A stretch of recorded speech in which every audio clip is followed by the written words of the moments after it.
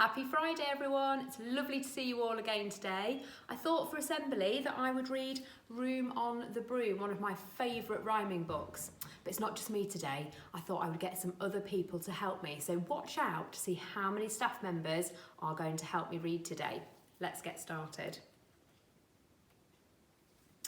The witch had a cat and a very tall hat and long ginger hair which she wore in a plait, and how the cat purred and how the witch grinned as they sat on their broomstick and flew through the wind. But how the witch wailed and how the cat spat when the wind blew so wildly that it blew off her hat.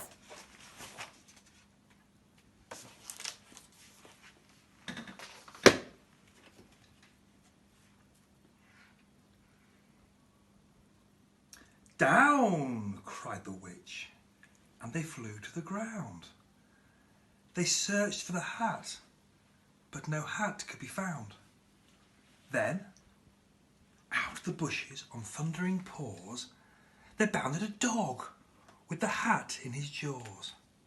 He dropped it politely, then eagerly said, as the witch pulled the hat firmly down on her head, "I am a dog as keen as can be. Is there room on the broom for a dog like me?" "Yes!" cried the witch, and the dog clambered on. The witch tapped the broomstick, and whoosh, they were gone.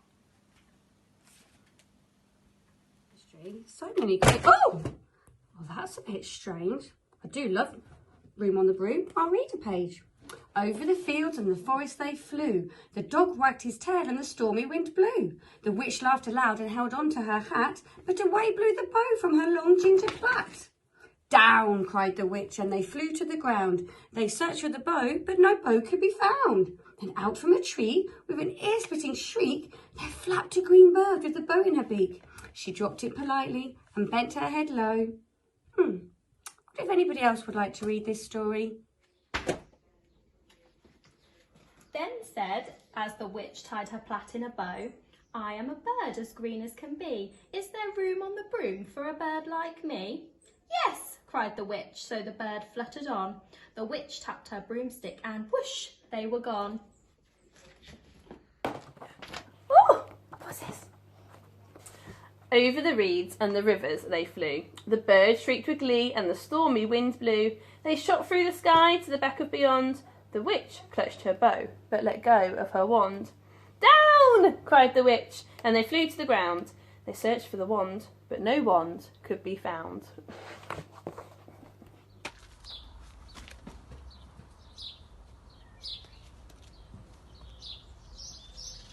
Then all of a sudden, from out of a pond leapt a dripping wet frog with a dripping wet wand.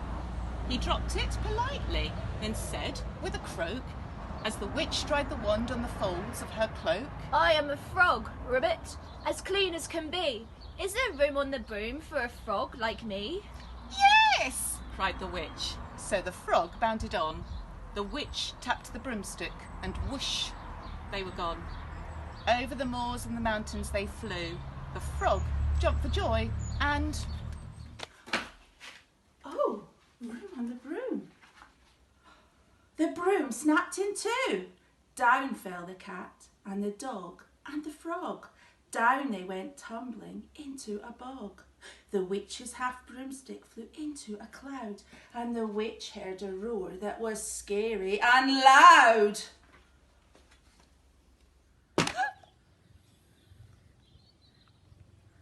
"I'm a dragon as mean as can be, and I'm planning to have witch and chips for my tea." "No!" cried the witch, flying higher and higher. The dragon flew after her, breathing out fire. "Help!" cried the witch, flying down to the ground. She looked all around, but no help could be found. The dragon drew nearer and, licking his lips, said, "Maybe this once I'll have witch without chips." But just as he planned to begin on his feast, from out of a ditch rose a horrible beast. It was tall dark and sticky, and feathered and furred. It had 4 frightful heads. It had wings like a bird. And its terrible voice, when it started to speak, was a yowl and a growl and a croak and a shriek. It dripped and it squelched as it strode from the ditch, and it said to the dragon, "Buzz off! That's my witch!"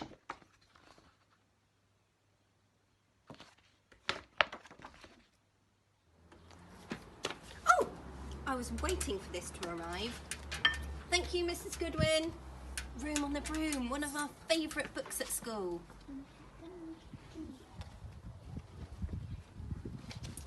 The dragon drew back and he started to shake. "I'm sorry," he spluttered. "I made a mistake.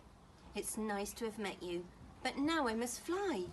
Then he spread out his wings and was off through the sky. Then down flew the bird and down jumped the frog. Down climbed the cat, and phew, said the dog. And thank you, oh thank you, the grateful witch cried. Without you, I'd be in that dragon's inside. Catch, Mrs. McCullough. Then she filled up the cauldron and said with a grin, "Find something, everyone, throw something in." So the frog found a lily, the cat found a cone, the bird found a twig, and the dog found a bone. They threw them all in, and the witch stirred them well. And while she was stirring, she muttered a spell. Iggity, ziggity, zaggity, zoom. Then out rose a truly magnificent broom, with seats for the witch, the cat and the dog, a nest for the bird and a shower for the frog. "Yes," cried the witch, and they all clambered on.